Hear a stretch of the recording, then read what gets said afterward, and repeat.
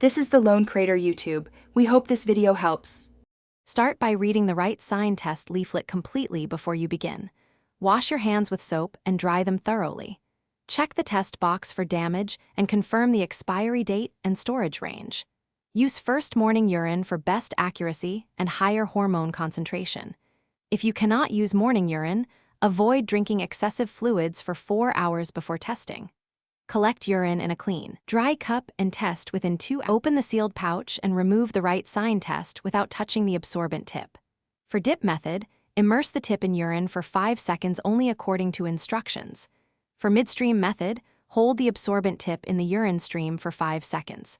After exposure, lay the test on a flat, clean surface with the result window facing up. Start a 3-minute timer and avoid tilting or moving the test while it develops. Check the result window precisely at 3 minutes for an accurate reading. Do not interpret the test after 10 minutes because evaporation lines may appear. One line in the control area means not pregnant and the test worked correctly. 2 lines, even if the second line is faint, indicate pregnancy and detectable HCG. If you get a negative early result, but your period still does not start, repeat the test in 1 week or consult your healthcare provider.